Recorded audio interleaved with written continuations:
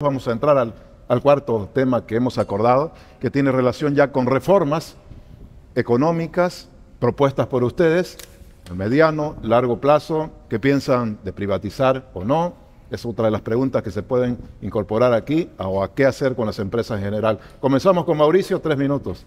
Sí, por cierto, si tenemos inflación hoy es porque hemos devaluado. Mientras no se devaluó, no hubo inflación. Mientras no se devaluó, hubo estabilidad.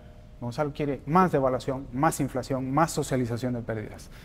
Hablando de cuestiones concretas. Pues bien, yo escribí justamente para fastidiar un poco al mesismo y a Gonzalo y quienes me decían no tienes propuestas, no tienes planes, nada. Elaboré un plan en 2 tardes, literalmente, que se llama, busquen en mi página web riosmauricio.com, un plan económico ideal para Bolivia 2020-2025. Ahí está todo. Son alrededor de 20 páginas nada más. Pero entre otras cosas, sí, efectivamente, entre otras cosas, yo he planteado Panamá. ¿Por qué no copiar lo que es bueno? Panamá para Santa Cruz, por ejemplo. Apliquemos competencia fiscal. Por cuantos menos impuestos cobre Santa Cruz, mayor libertad económica va a tener. Por cuanta mayor libertad económica tenga, más va a poder crecer a largo plazo, más va a poder atraer capital internacional privado a invertir en este país. Cuanto menos intervengan los políticos y los economistas que les hablan al oído, mejor. Hay que liberalizar por completo, con muchísima ambición, la economía nacional. El detalle lo podemos seguir viendo. Ahí está el cómo. Pero no dejemos de hablar de los desafíos de muy corto plazo. ¿Cuál es el problema con Milei? Lo fastidian, lo denostan, porque saben que implica un cambio de era. Gonzalo lo ha reconocido en otras entrevistas hace un par de días nada más. Además de reconocer que hay que reducir el tamaño del aparato público lo más posible, dice que es un cambio de era. Lo que está haciendo Milei en Argentina significa que los economistas del pasado ya de una vez y por todas deben quedar en el pasado, que hay nuevas cosas por aprender y por hacer. Y el faro es Javier Milei en Argentina, no hay otra. Qué pena, pero es así. Gracias, Mauricio. Gonzalo, 3 minutos. Bueno, a ver, yo había comenzado esta exposición diciendo que tenemos que transitar de un patrón de desarrollo basado en recursos naturales a un patrón de desarrollo basado en capital humano, en ideas, en lo que mejor tenemos nosotros, que es la gente.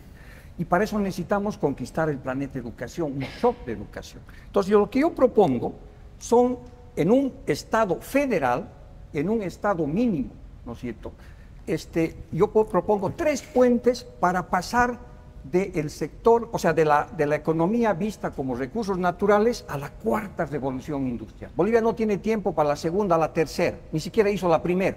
Entonces debemos saltar a la 4ª revolución industrial. Y hay 3 oportunidades, no siendo las únicas.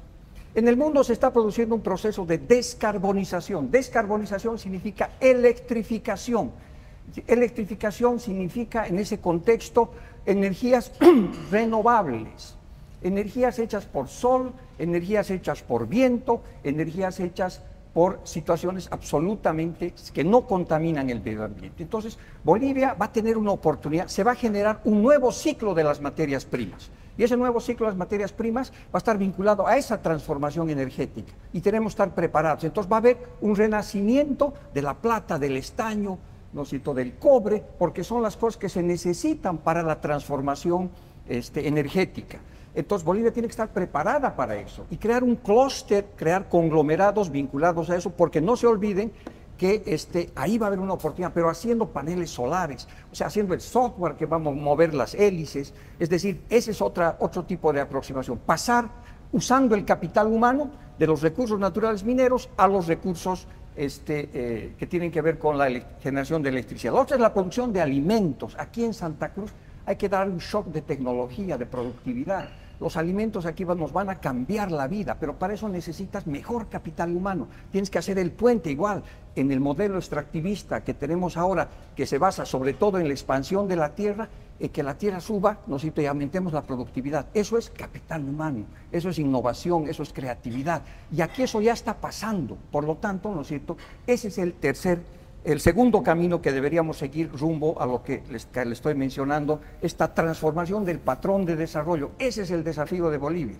Y finalmente está sin duda alguna la industria de los servicios, la economía creativa, el turismo. Nos está esperando 3.000 millones de dólares y tenemos que apostar a eso. Samaipata, las Misiones, Tiwanaku, El Salar, Toro, tienen que venir 3.000 millones de eso, y para eso necesito un shock de capital humano, gente más preparada, más organizada, para que funcionen mejor nuestros restaurantes, para que funcionen mejor nuestros servicios de turismo, para que funcionen mejor nuestra cultura, nuestra historia, nuestro folclore. Entonces, ahí está el potencial, en esos 3 elementos que acabo de mencionar. Gracias, Gonzalo.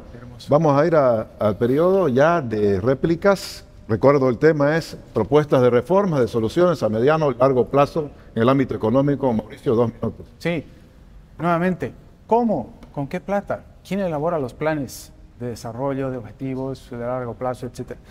Por cierto, la idea esta de la transición hacia los combustibles, no a los combustibles, a las energías limpias y qué sé yo, ya demostró ser un fracaso rotundo en Europa, nada menos. ¿Y qué lo demuestra? La guerra de Rusia contra Ucrania, la invasión de Rusia en Ucrania. ¿Qué es lo que ha causado esto, entre otras cosas? Que hoy día Alemania esté en recesión. ¿Por qué? Porque aplicó muy agresivamente la transición verde. Trató de abandonar los combustibles fósiles por completo, tratar de llevar a Volkswagen a producir coches eléctricos para que sea China la que termine monopolizando y le gane a la propia Volkswagen a producir coches eléctricos. Y ahora están en recesión. No sé si ese es realmente el camino. Para mí está nuevamente en los combustibles fósiles. Con la historia que tienen los combustibles fósiles, son cada vez más limpios. Nada le gana a los combustibles fósiles. ¿Por qué fracasó la transición energética en la Unión Europea? Nuevamente por los expertos que hablan tan bonito. Por cierto, ¿quién define la diversificación del aparato productivo? No son los economistas, no son los políticos, son ustedes los empresarios. Son los empresarios que se levantan cada mañana pensando cómo pueden servir al prójimo, cómo pueden ofrecer soluciones para los problemas que tiene gente que ni siquiera conocen a cambio de un legítimo beneficio. Soluciones innovadoras. Piensan todos los días, ¿cómo puedo ofrecer una solución para este problema a cambio de un legítimo beneficio? Son los empresarios, no son los economistas ni los políticos. Hay que apartar de una vez por todas esta forma de ver verticalista la economía, que un gran experto que lo sabe todo, que dice que tienen que ser como él, ¿cómo tienen que ser las cosas? Los verdaderos creadores de riqueza en una economía son los empresarios innovadores. Y no hay otra forma si no es por medio del ejercicio de sus derechos individuales de propiedad privada. Si uno les concede esas decisiones a los políticos y los economistas, sí, no hay innovación, no hay creación de riqueza. Gracias, Mauricio. 2 minutos, Gonzalo. Bueno, yo insisto en los puentes de transición, ¿no es cierto? Es decir, en este modelo que apueste al capital humano. Y para cuando tú dices vamos a conquistar la misión educación, ¿en qué consiste? A ver, pongamos un ejemplo muy sencillo. En 1967-68, Kennedy dijo vamos a la luna. Y eso fue una misión. Y fue capaz de articular sector público, privado, universidades, institutos de investigación, ingenieros, es decir, un montón de actores que se organizan, que organizan la inteligencia colectiva y apuntan a esa misión. Ese es el desafío, porque con el stock de capital humano que tenemos, esto no va a funcionar, ni el modelo Mileito, ni el modelo Madurito, no va a funcionar, porque no tienes la masa gris, que es la que genera productividad, competitividad, innovación. Entonces, si no levantamos significativamente el stock de capital humano, por eso digo, viva la educación, carajo. ¿No es cierto? Porque ese es el camino a través del cual la libertad de los empresarios, de los emprendedores, de los profesionales, de los técnicos, de los estudiantes, va a tener un salto cualitativo. Por eso es tan importante poner la nueva misión, que todas las mañanas veamos qué es lo mejor que tenemos nosotros. Colguemos espejos en todos los lugares de Bolivia, en las calles, en las plazas, en las instituciones, en las universidades, para que nos veamos y digamos, ¿sabes qué? Lo mejor que tenemos es el capital humano. Y para eso pues tienes que organizar programas del sector privado para que eso funcione, tienes que hacer reformas en el tema educativo significativos en nuestras universidades, tenemos que colocar todo ese conjunto de actores para la conquista del planeta educación. Necesitamos un sueño colectivo que nos movilice. Las sociedades funcionan de esa manera. Las sociedades no son un aglomerado de gente individualista que dice, no, yo voy a hacer lo que me da la gana y va a pasar absolutamente todo. No son así.